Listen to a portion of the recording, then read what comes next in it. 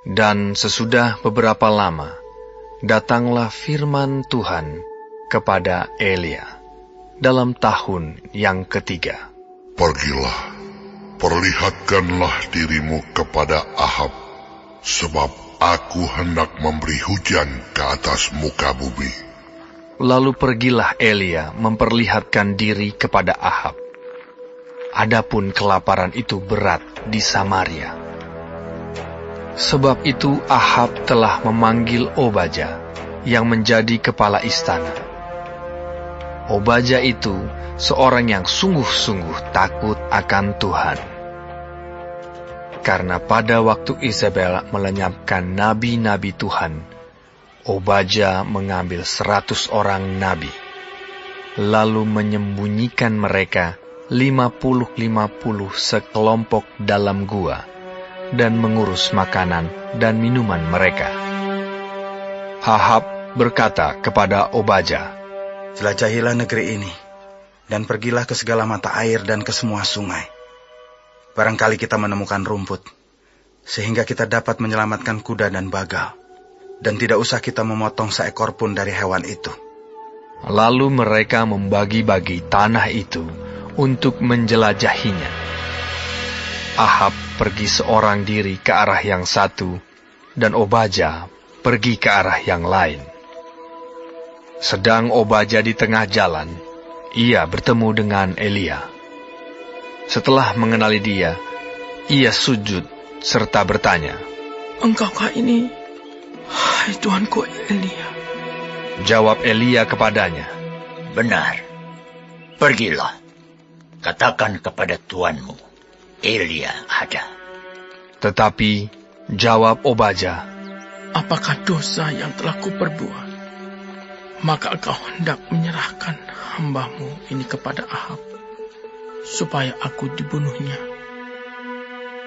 Demi Tuhan Allahmu yang hidup, sesungguhnya tidak ada bangsa atau kerajaan yang tidak didatangi suruhan tuanku Ahab untuk mencari engkau. Dan apabila orang berkata, ia tidak ada, maka ia menyuruh kerajaan atau bangsa itu bersumpah bahwa engkau tidak ditemukan di sana. Dan sekarang engkau berkata, pergilah, katakan kepada tuanmu, Elia ada. Mungkin terjadi apabila aku sudah pergi daripadamu, Roh Tuhan mengangkat engkau ke tempat yang tidak kuketahui. Kalau aku sampai kepada Ahab untuk memberitahukannya, dan engkau tidak didapatinya, tentulah ia akan membunuh aku. Padahal hambamu ini dari sejak kecil takut akan Tuhan. Tidakkah diberitahukan kepada tuanku apa yang telah kulakukan pada waktu Isabel membunuh nabi-nabi Tuhan? Bagaimana aku menyembunyikan 100 orang nabi-nabi Tuhan dalam gua, 50-50 sekelompok, dan mengurus makanan dan minuman mereka. Dan sekarang, mengapa engkau ini berkata, pergilah, katakan kepada tuanmu, Elia ada. Ia pasti akan membunuh aku. Jawab Elia, "Demi Tuhan semesta alam yang hidup, yang kulayani, sesungguhnya hari ini juga aku akan memperlihatkan diri kepadanya." Lalu pergilah Obadya menemui Ahab dan memberitahukan hal itu kepadanya. Kemudian Ahab pergi menemui Elia. Segera sesudah Ahab melihat Elia, ia berkata kepadanya, "Engkaukah itu yang mencelakakan Israel?" Jawab Elia kepadanya, "Bukan aku yang mencelakakan Israel, melainkan engkau ini dan kaum keluargamu, sebab kamu telah meninggalkan perintah-perintah Tuhan, dan engkau ini telah mengikuti para Baal. Sebab itu, suruhlah mengumpulkan seluruh Israel ke Gunung Karmel. juga nabi-nabi Baal yang 450 orang itu, dan nabi-nabi Asyera yang 400 itu, yang mendapat makan dari meja istana Yezebel. Ahab mengirim orang ke seluruh Israel dan mengumpulkan nabi-nabi itu ke Gunung Karmel. Lalu Elia mendekati seluruh rakyat itu dan berkata, "Berapa lama lagi kamu berlaku timpang dan bercabang hati? Kalau Tuhan itu Allah, ikutilah Dia. Dan kalau Baal, ikutilah dia." Tetapi rakyat itu tidak menjawabnya sepatah kata pun. Lalu Elia berkata kepada rakyat itu, "Hanya aku seorang diri yang tinggal sebagai nabi Tuhan. Padahal nabi-nabi Baal itu ada 450 orang banyaknya. Namun, baiklah diberikan kepada kami 2 ekor lembu jantan. Biarlah mereka memilih seekor lembu, memotong-motongnya, menaruhnya ke atas kayu api. Tetapi mereka tidak boleh menaruh api. Aku pun akan mengolah lembu yang seekor lagi, meletakkannya ke atas kayu api, dan juga tidak akan menaruh api. Kemudian, biarlah kamu memanggil nama Allahmu, dan aku pun akan memanggil nama Tuhan. Maka Allah yang menjawab dengan api, Dialah Allah." Seluruh rakyat menyahut. Katanya, Baiklah demikian. Ya, baiklah demikian. kemudian Elia berkata kepada nabi-nabi Baal itu, "Pilihlah seekor lembu, dan olahlah itu dahulu, karena kamu ini banyak. Sesudah itu panggillah nama Allahmu, tetapi kamu tidak boleh menaruh api." Mereka mengambil lembu yang diberikan kepada mereka, mengolahnya, dan memanggil nama Baal dari pagi sampai tengah hari. Katanya, Ya Baal, jawablah kami. tetapi tidak ada suara, tidak ada yang menjawab. Sementara itu, mereka berjingkat-jingkat di sekeliling mesbah yang dibuat mereka itu. Pada waktu tengah hari, Elia mulai mengejek mereka. Katanya, Panggillah lebih keras. Bukankah dia Allah? Mungkin dia merenung. Mungkin ada urusannya. Mungkin dia bepergian. Barangkali ia tidur dan belum terjaga.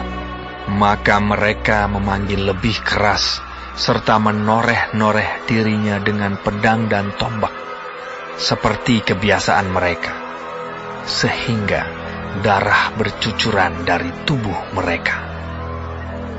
Sesudah lewat tengah hari, mereka kerasukan sampai waktu mempersembahkan korban petang. Tetapi tidak ada suara, tidak ada yang menjawab, tidak ada tanda perhatian. Kata Elia kepada seluruh rakyat itu, "Datanglah dekat kepadaku." Maka mendekatlah seluruh rakyat itu kepadanya. Lalu ia memperbaiki mesbah Tuhan yang telah diruntuhkan itu. Kemudian Elia mengambil 12 batu, menurut jumlah suku keturunan Yakub. Kepada Yakub ini telah datang firman Tuhan. "Engkau akan bernama Israel." Ia mendirikan batu-batu itu menjadi mesbah demi nama Tuhan, dan membuat suatu parit sekeliling mesbah itu yang dapat memuat 2 sukat benih. Ia menyusun kayu api, memotong lembu itu, dan menaruh potongan-potongannya di atas kayu api itu.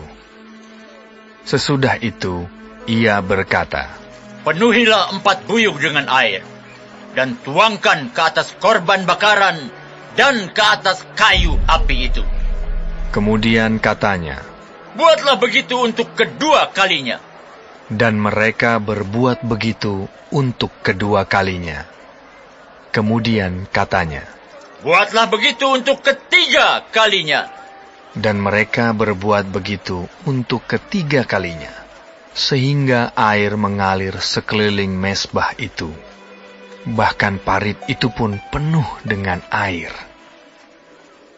Kemudian pada waktu mempersembahkan korban petang, tampillah Nabi Elia dan berkata, "Ya Tuhan Allah Abraham, Ishak dan Israel, pada hari ini biarlah diketahui orang bahwa Engkaulah Allah di tengah-tengah Israel, dan bahwa aku ini hamba-Mu, dan bahwa atas firman-Mu lah aku melakukan segala perkara ini.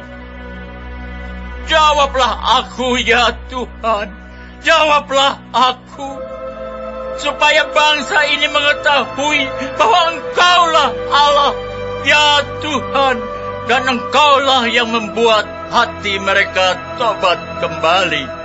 Lalu turunlah api Tuhan, menyambar habis korban bakaran, kayu api, batu, dan tanah itu. Bahkan air yang dalam parit itu habis dijilatnya. Ketika seluruh rakyat melihat kejadian itu, sujudlah mereka serta berkata, Tuhan, Dialah Allah. Tuhan, Dialah Allah. Kata Elia kepada mereka, "Tangkaplah nabi-nabi Baal itu. Seorang pun dari mereka tidak boleh luput."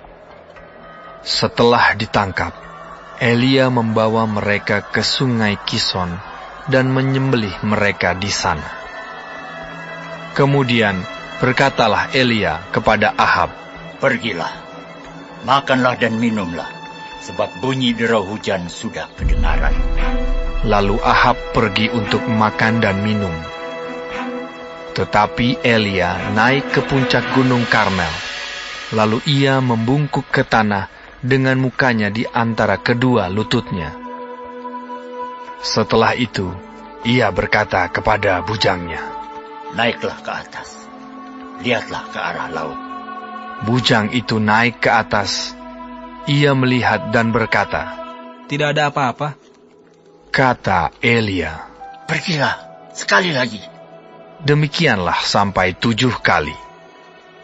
Pada ke-7 kalinya, berkatalah bujang itu, Wah, awan kecil sebesar telapak tangan timbul dari laut.